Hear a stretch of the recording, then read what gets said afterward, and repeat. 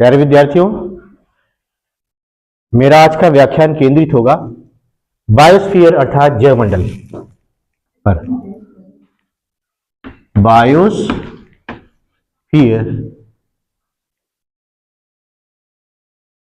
The term biosphere was firstly coined by Edward Suess. वैज्ञानिक का नाम क्या था? Edward Suess, SUESS, an Australian biologist. एक ऑस्ट्रेलियन बायोलॉजिस्ट थे, ऑस्ट्रेलिया के वैज्ञानिक थे, ऑस्ट्रेलियन बायोलॉजिस्ट। तो बायोस्फीयर क्या है? जैवमंडल इसको कहते हैं हम। तो आज मेरा वो पूरा व्याख्यान इसी पे केंद्रित होने वाला है। जैवमंडल हमारी धरती और उसके आसपास का वह क्षेत्र है जहां जीवन होने की संभावना होती है, यानी जहां जीवन होता है। ठीक है, ऐसा माना जाता है कि धरती के लगभग 10-11 किलोमीटर की 11 किलोमीटर की गहराई तक जीवन मिलता है और लगभग 14 किलोमीटर की ऊंचाई तक क्या है, जीवन किसी न किसी रूप में मिलता है। ठीक है, तो क्या है, ये हमारा जैवमंडल है। इस जैवमंडल को सबसे पहले जो बायोस्फीयर टर्म है इसको यूज किया था ऑस्ट्रेलियन बायोलॉजिस्ट जिनका नाम है एडवर्ड स्वेस। ठीक है, इन्होंने इस पर काफी अध्ययन किया था। और इस बायोस्फीयर के क्या है, ये 3 मंडलों से मिलकर बनते हैं, यानी इसके अगर कंपोजिशन इसका देखें इस बायोस्फीयर का, ये 3 भागों से मिलकर बनता है। पहला है एटमॉस्फियर, या हम इसको उस तरह चले, पहले सबसे पहले लिथोस्फीयर, दूसरा हाइड्रोस्फीयर,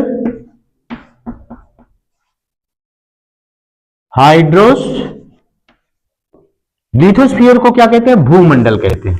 ये हमारी पूरी धरती क्या है? भूमंडल में आती है। ठीक है, तो इसमें पूरी धरती क्या, पूरी धरती आ जाती है। दूसरा हाइड्रोस्फीयर, धरती या उसके आसपास जहां कहीं भी पानी है, ठीक है, वो किस में आता है? हाइड्रोस्फीयर में आता है। और तीसरा है एटमॉस्फियर, वायुमंडल। ठीक है, तो इस तरह से हमारा जो जैवमंडल यानी बायोस्फीयर है, ये 3 कंपोनेंट से मिलकर बनता है। ये है लिथोस्फीयर, स्थल मंडल, जिसमें हमारी पूरी धरती आती है। दूसरा है हाइड्रोस्फीयर यानी जल मंडल, पूरी धरती का आप जानते हैं कि 71 से 72% पार्ट क्या है? हाइड्रोस्फीयर यानी जल से बना हुआ है। धरती का 2/3 भाग जल है, 1/3 क्या है? धरती जो दिखती है। ठीक है, और तीसरा क्या है, इंपॉर्टेंट पार्ट है एटमॉस्फियर। ठीक है, तो यानी जीव इन तीनों मंडलों में पाया जाता है, यानी तीनों मिल करके क्या बनाते हैं? हमारा जैवमंडल बनाते हैं। बहुत सारे जीव हैं जो क्या होते हैं? मृदा में पाए जाते हैं। असंख्य प्रकार के जीव कहां पाए जाते हैं? इस मृदा में पाए जाते हैं।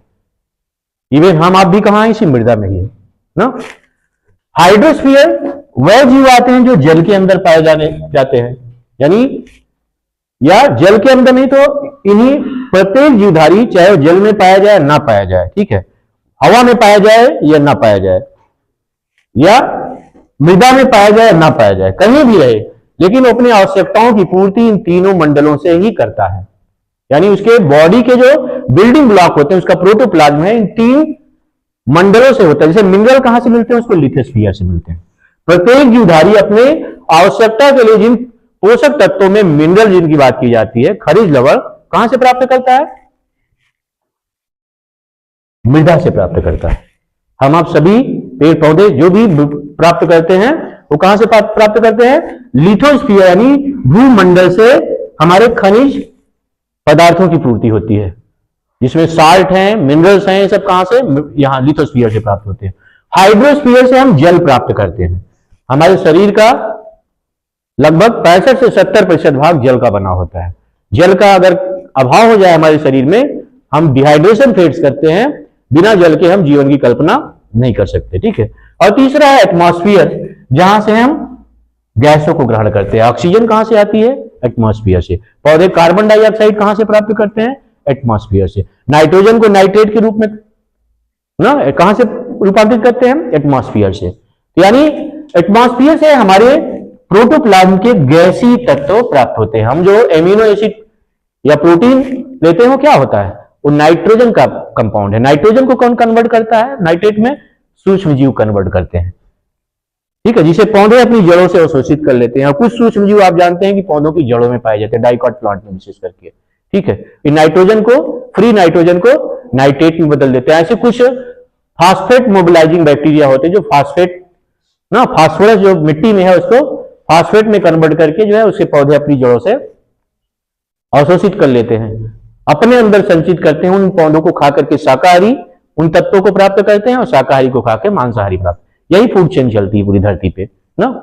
तो इस तरह से प्रत्येक जीवधारी वो चाहे किसी भी मंडल में रहता हो, लेकिन अपने आवश्यकता की यानी अपने जीवन के जो बिल्डिंग ब्लॉक है जिनसे उसका शरीर बना हुआ है, वो सारे पोषक तत्व जिनकी उनको जरूरत है वो इन 3 मंडलों से प्राप्त करता है ना। मिनरल्स आदि जो उसके शरीर में होते हैं वो कहां से आते हैं? खनिज तत्व लिथोस्फीयर से आते हैं। जल तत्व पूरा हाइड्रोस्फीयर से लेता है, ठीक है। और एटमॉस्फेयर से अपनी ऑक्सीजन, पौधे कार्बन डाइऑक्साइड ना, और नाइट्रोजन नाइट्रेट के रूप में जो लेते हैं ना। तो ये सब कहां से प्राप्त करते हैं? ये एटमॉस्फेयर से प्राप्त करते हैं। तो समझ रहे हो ना। तो ये है मेरा लेक्चर इस पर, बायोस्फीयर पर। तो बायोस्फीयर धरती और उसके चारों ओर का वह क्षेत्र जहां जीवन पाया जाता है क्या कहलाता है? जैव मंडल कहलाता है। क्या कहलाता है? जैव मंडल कहलाता है। जैव मंडल 3 कंपोनेंट से मिलकर बनता है। इसके 3 कंपोनेंट है, 3 घटक है। कंपोनेंट्स है लिथोस्फीयर, इसको भूमंडल कहा जाता है, हाइड्रोस्फीयर जलमंडल, और एटमॉस्फेयर वायुमंडल, ठीक है। लिथोस्फीयर से वो मिनरल्स ग्रहण करता है ना, कंपाउंड को लेता है। ऐसे जो ऑर्गेनिक या इनऑर्गेनिक, विशेष करके इनऑर्गेनिक कंपाउंड यहां से लेता है, ठीक है। इनऑर्गेनिक और जो भी है यहां से करने का मतलब खनिज तत्व यहां से प्राप्त करता है, जल यहां से प्राप्त करता है, गैसीय तत्व वायुमंडल से प्राप्त करता है। इस तरह से प्रत्येक जीवधारी का जो प्रोटोप्लाज्म होता है ना, वो किसके बना होता है? इन्हीं 3 मंडलों के तत्वों से मिलकर बना होता है। तो ये रहा मेरा लेक्चर जैव मंडल अर्थात बायोस्फीयर पर, ठीक है। अपने अगले लेक्चर में मैं किसी और टॉपिक पर विस्तार से चर्चा करूंगा। मेरा लेक्चर ही समाप्त होता है। धन्यवाद।